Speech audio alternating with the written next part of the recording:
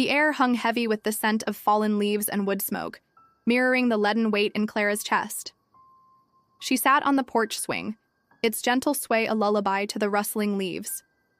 It had been a perfect autumn day, the kind that made you want to wrap yourself in a warm sweater, inhale the crisp air, and feel thankful for the simple joy of being alive. Yet here she was, trapped in a gilded cage of her own making, watching the sun dip below the horizon. Their home was a sanctuary once, a place where laughter echoed in the halls and whispers of forever danced on starlit skies. Now it felt like a mausoleum, each room a tomb of their dead marriage. What had happened to the girl who believed in love as something sacred, something that endured? And what had happened to the man who promised to be her forever? It had been 8 years since she married Daniel. 8 years since they carved their initials into the old oak tree in the backyard, promising to love each other through life's storms and sunshine. Daniel, with his easy smile and eyes that crinkled at the corners when he laughed, had swept her off her feet.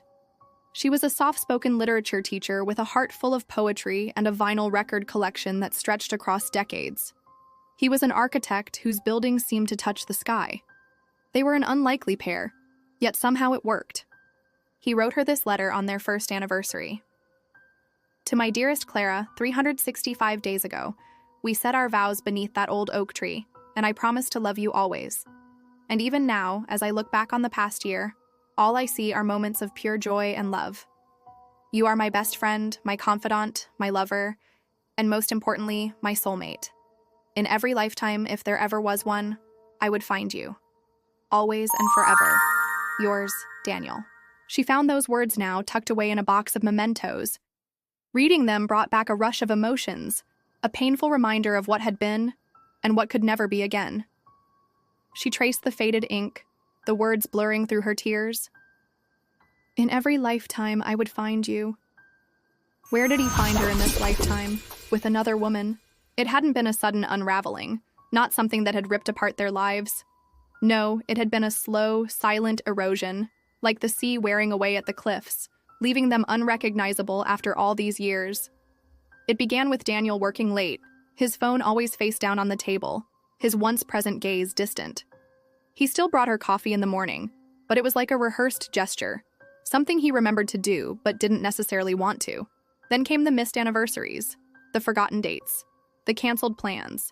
And when she asked why, she'd get a shrug, a mumbled apology, or sometimes just silence. Her questions went unanswered, her concerns dismissed, her feelings invalidated. Like a moth drawn to a flame, she kept going back to him, trying to make sense of the ashes. It was a rainy Tuesday. Daniel had left his phone charging in the kitchen.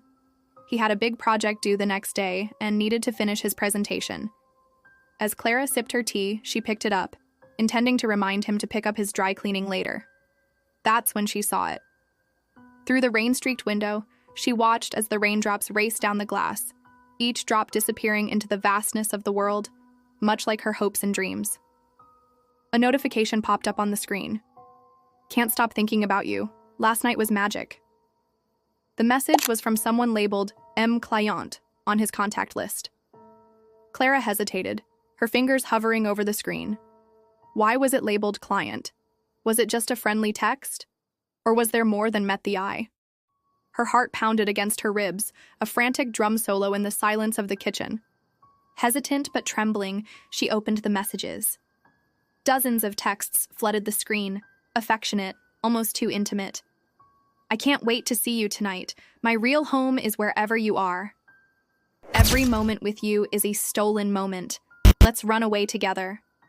I love you, Maya. Clara felt like she'd been punched in the gut. Who was this woman?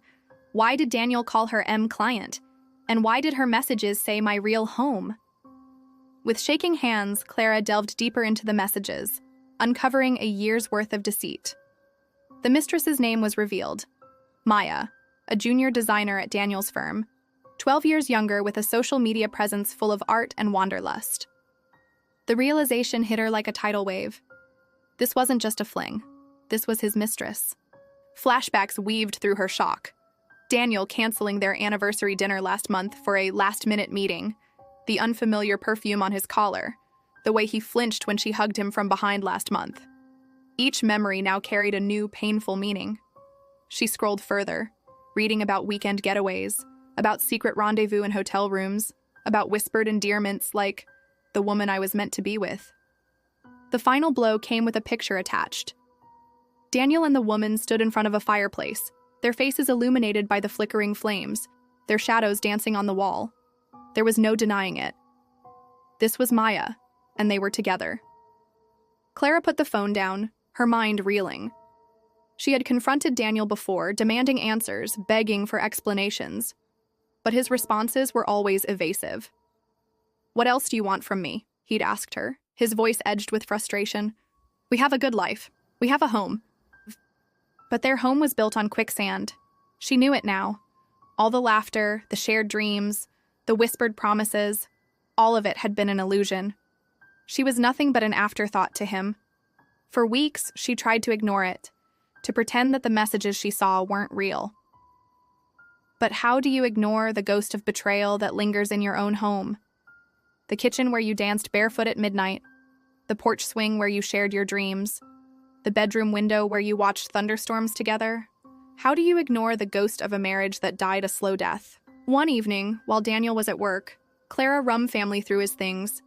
She needed proof, something tangible, something to make sense of the chaos in her head. Her hands trembled as she searched, her heart pounding in her ears. She found it in the end, tucked away in his coat pocket, a receipt. It was from a boutique hotel 40 miles away. The date on the receipt matched the day Daniel had claimed to be at a conference. The room was booked under a fake name, David Miller. Each day that passed felt like a year. Clara grew gaunt, her eyes hollow, her steps slow. She stopped speaking as much, not because she had nothing to say, but because she couldn't bring herself to utter the words.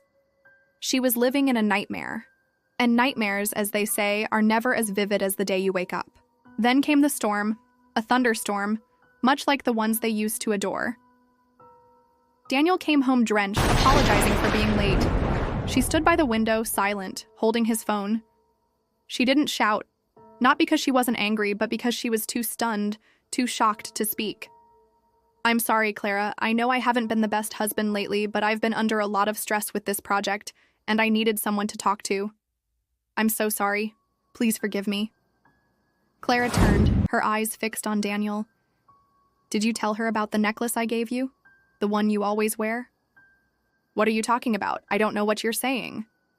"Don't play dumb with me, Daniel. You thought I didn't know. You thought I wouldn't find out. You were wrong." "I'm sorry. I'm so sorry. I didn't mean for it to come between us. I swear. I love you, Clara. I do." Love is more than words, Daniel. Love is a choice you make every day, a promise you keep. You chose her. You chose Maya. You told her I was just convenient. Tears streamed down Clara's face as she read the messages aloud. "My real home is wherever you are. Every moment with you is a stolen moment. I love you, Maya." Daniel collapsed onto the couch, sobbing. "I'm sorry, Clara. I didn't mean for this to happen. I don't know how it all spiraled so out of control. I'm so sorry. I love you. You're the one I want to be with. Please believe me." But Clara had already made up her mind. That night, she packed a single suitcase, not in anger, but in quiet devastation. She left behind her favorite mug, the one Daniel painted for her, because she couldn't bear to see it broken. She took only the dog, the wedding album, and a poem she wrote for him in the early days, never shown. In the weeks that followed, Clara moved in with her older sister, Elena, in the city.